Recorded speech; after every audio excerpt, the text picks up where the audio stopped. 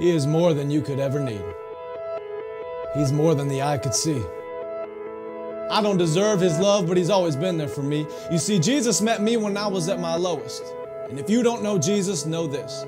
He is the greatest example of generosity this world of greed has ever seen. And when Jesus hit the scene, he changed the scenery and met diversity with serenity. If you're looking for peace, he offers plenty. Jesus was and Jesus will forever be king. And when the angels sing, they sing of the grace that was displayed for sinners like me. I can't explain him and I can't describe him. And if I could, he wouldn't be Jesus, because you can't explain eternity and you can't comprehend the galaxies. But it was the loving hands of Jesus who spun them into existence and created man, knowing he would go to the cross to pay our sentence.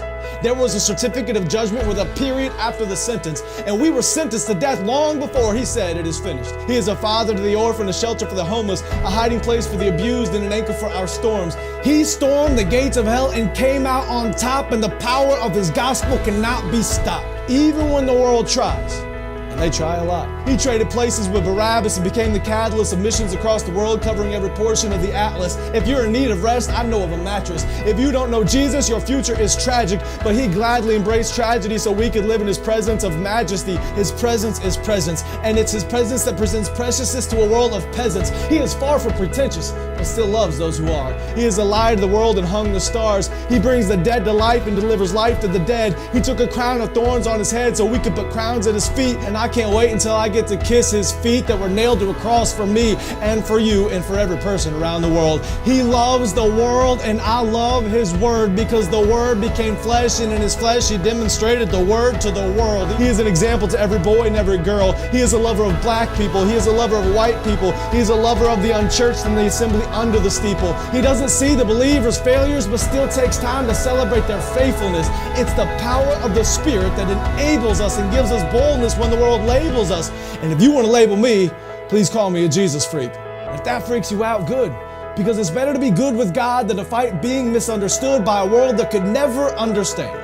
So let it be understood that I don't worship man, we worship Jesus. And although he doesn't need us, he still sees us and pleads with us to run to the cross where he bled for us. His heart bleeds for us, his heart grieves for us, but still graciously grants us a pardon for our treason in a season where the world tries to explain away the work of the Spirit with human reasoning. There is a reason they can't.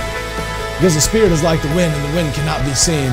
But loved is the one who believes without seeing the unseen. I'm telling you today that Jesus is something. He's something more. He's something great. And if you want to know him, you don't have to wait. He stands at the narrow path with a key to the gate, and you only have to reach out and embrace his grace. I don't care who's president. I have a king who is always present. I don't care who holds musical celebrity. The voice of the Lord will always be the sweetest melody. I don't care who owns the riches of the globe. My Jesus holds more wealth than one ruby on his robe. I don't care who is the strongest or the fastest. Nothing matches the creator of the universe and his immortal, infinite status. I don't care about religious leaders who died and stayed dead. I'll only worship the one who conquered death and wears a crown on his head.